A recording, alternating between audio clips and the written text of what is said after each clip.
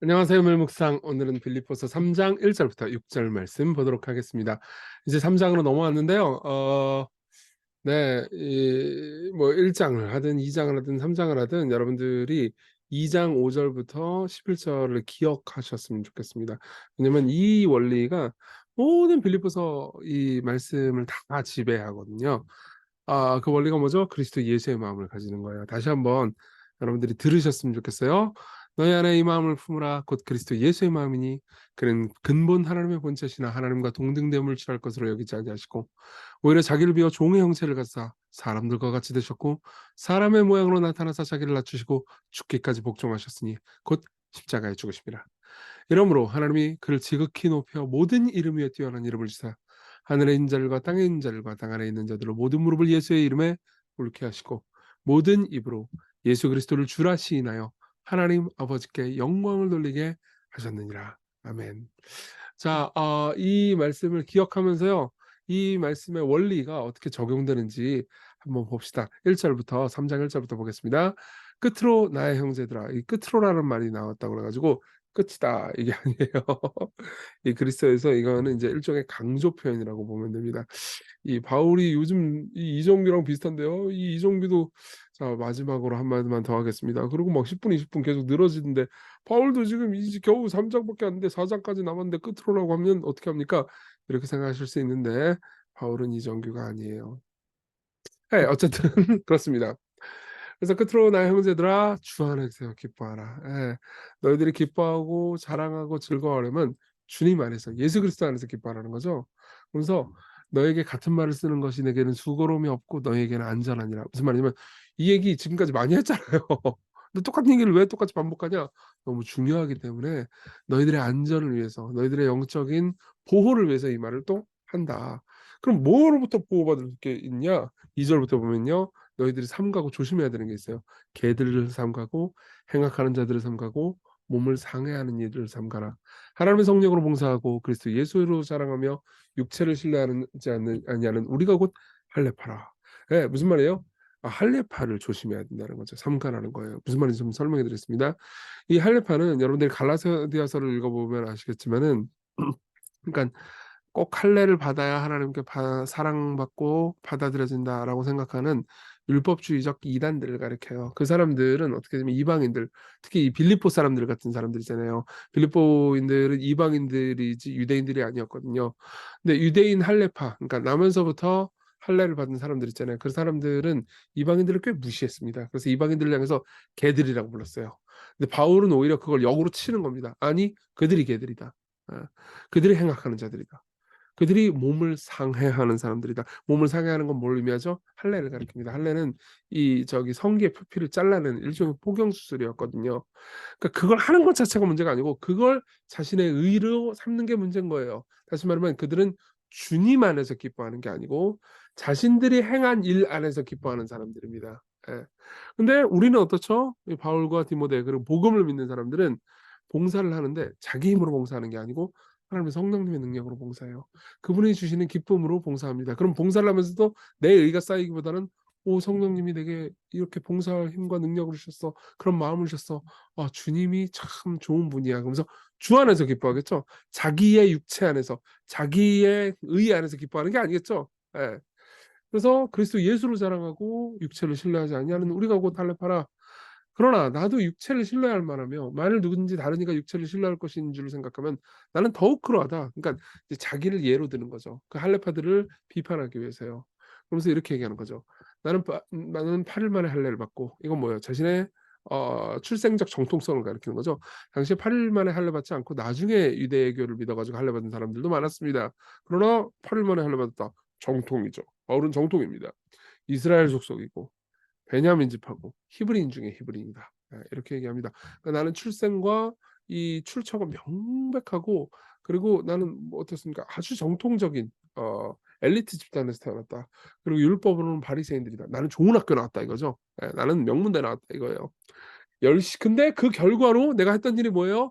열심으로 교회를 박해하는 일이 짓 정도나 했다는 거예요. 예. 살인이나 했다는 거예요. 예. 그런데 율법의 의로는 흠이 없는 사람이에요. 완벽했다는 의미가 아니에요.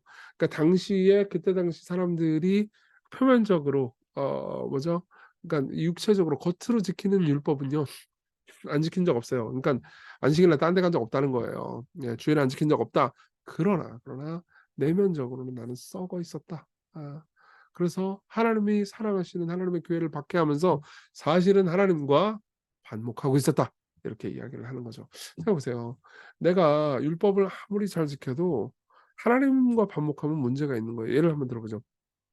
자주 들었던 예인데 엄마가 하는 말씀을 다 들어요. 엄마가 뭐 저기 뭐 이빨자 잘 닦아라, 뭐 신호등 좌우 건너면서 건너라, 엄마 하는 말을 착하 이웃에게 착하게 굴어라, 누구 때리지 마라 다 듣는데 엄마하고 연락을 전혀 안 하고 엄마를 무시하는 사람이 있다고 합시다. 이 사람은 문제가 있는 사람이 없는 거 사람이에요. 아니 나는 엄마가 하시는 말씀 다 들었는데요. 그 내가 엄마하고 연락 안 하고 엄마를 좀 무시한다고 그래가지고 내가 나쁜 놈이라고 할 거예요? 그러면 안 되죠. 예. 안 되죠. 보세요. 모든 이 의가 있더라도 하나님과 관계가 멀어지고 하나님의 교회를 박해한다면 나는 문제 있는 존재다. 그러니까 나는 어떻게 해요? 이제 더 이상 내 육체를, 내 의를, 내가 잘난 조건들을 신뢰하지 않겠다. 이게 바울의 메시지인 겁니다. 자, 우리 정해 봅시다. 첫째, 육체를 신뢰하지 않는 거죠. 제임스 보이스라는 사람이 본문을 분석하면서 이런 얘기를 해요. 인간적으로 말하자면 그는 보통 사람들이 상상할 수 있는 모든 자산을 획득한 사람이에요. 그렇죠? 학벌이나 뭐 배경이나 뭐 모든 게 완벽한 사람이었어요. 당시의 상황에서는요.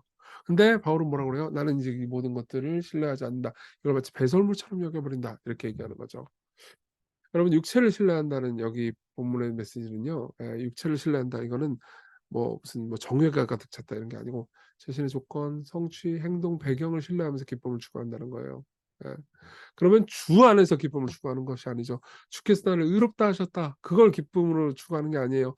내가 받은 은혜를 기뻐하는 게 아니고 내가 해낸 무언가, 내가 이미 가지고 있는 무언가를 기뻐한다는 거죠. 그러면요, 그 기쁨을 쉽게 잃어버릴 수도 있고요. 그 기쁨은 교만합니다. 그걸 가지지 않은 사람들을 깔보게 되겠죠. 근데 하나님의 은혜를 받은 것, 예수님이 내 의고 내 지혜라는 것을 기뻐하면 어떻게 되겠어요? 그렇죠. 겸손하겠죠. 우리가 예수 그리스도와 깊은 관계를 누리잖아요. 그러면은요, 주 안에서 기뻐할 수 있습니다. 근데요, 그렇지 않잖아요. 그러면은 내 그 행위, 내 조건, 내 뭐 학벌, 내 성취, 내 배경 이런 것만 기뻐하게 되겠죠. 그럼 주 안에서 기뻐할 수 없어요. 둘은 상극입니다. 예. 그럼 어떻게 돼요? 그 결과 분쟁과 다툼을 피할 수가 없죠. 교회를 대적할 수밖에 없습니다. 교회 가서도 우리는 교만하게 굴 거니까요. 예. 이 빌립보서가 당시에 있었던 어떤 분쟁을 배경으로 한다는 건 여러분 기억하실 겁니다. 예. 그러니까 이들이 할레파에 의해서 잘못된 교리를 접함으로써 자신의 육체, 자신의 성취를 신뢰하게 되기 때문에 교회가 분란이 있었던 겁니다. 예. 우리가 은혜를 신뢰한다면 분란이 없을 겁니다. 두 번째로 그러면 우리는 어떻게 해야 돼요? 그리스도만 자랑해야 되죠. 예.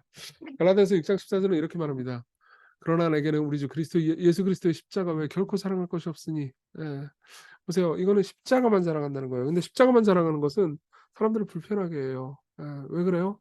팀 케러 목사님 이렇게 얘기합니다. 세상에 많은 사람이 종교를 나쁘지 않게 생각한다. 도덕은 우리에게 유익하고 종교는 사람들이 도덕적으로 잘 살도록 돕는다는 이유다. 그러나 십자가는 거북해 한다. 그들은 이렇게 얘기한다. 도덕적 시궁창에 빠지지 않으려고 평생 노력해온 우리가 시궁창에 빠져 다른 사람들과 영적으로 똑같다고 말하는 거, 빠져온 사람들과 똑같다고 하는 건가요? 양쪽 다 정확히 같은 방법으로 구원받아야 한다는 건가요? 예, 그렇습니다. 예. 어렸을 때부터 성적인 타락도 하지 않고 뭐 이상한 술도 잘 마시지 않고 기독교 가정에서 잘 윤리적으로 살아왔던 내가 그죠?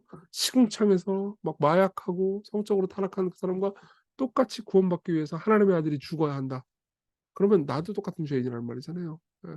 그러니까 십자가를 싫어하겠죠. 그러나 여러분 여러분들이 자기 자신이 신뢰할 게 아무것도 없다. 내 악행뿐만 아니라 내 선행도 사실은 오염되어 있고 죄가 가득 차 있다.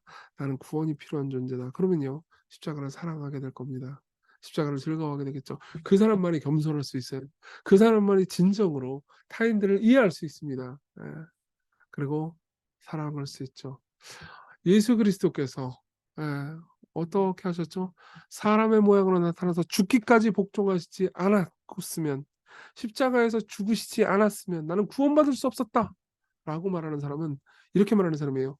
내가 용서받으려면 하나님이라 하더라도 하나님의 아들 예수 그리스도를 낮추고 죽기까지 복종시키셨어야만 했다라고 말하는 거죠. 나는 그만큼 죄인입니다. 난 자랑할 게 없습니다. 그럼 뭐가만 자랑이 돼요? 예수님만 내 자랑이 돼요. 그때 주 안에서 기뻐하게 되는 거죠. 자, 우리 같이 기도합시다. 우리 주 안에서 기쁨을 오늘 누리게 해달라고. 그걸 위해서 뭘 해야 돼요? 육체를 신뢰하지 않게 해주시고 내 의를 신뢰하지 않게 해달라고. 그리고 십자가를 사랑하면서 오늘 주님께서 주시는 복음의 기쁨을 충만히 누리게 해달라고. 주님을 사랑하고 기뻐하는 오늘 하루 되게 해달라고 같이 기도합시다.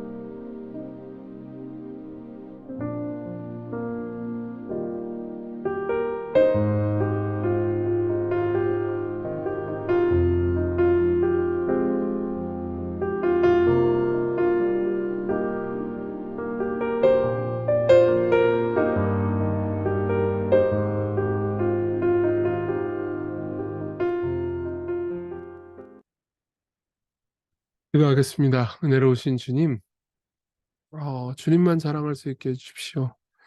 오늘 우리의 육체를 신뢰하며 우리의 성취를 신뢰하고 자기 몰두에 빠졌던 우리가 돌이켜 당신을 바라봅니다. 당신이 우리의 자랑, 당신이 우리의 기쁨임을 알게 하소서. 예수님 이름으로 기도했습니다. 아멘. 네, 하나님의 은혜 안에서 오늘 기쁜 하루 되세요.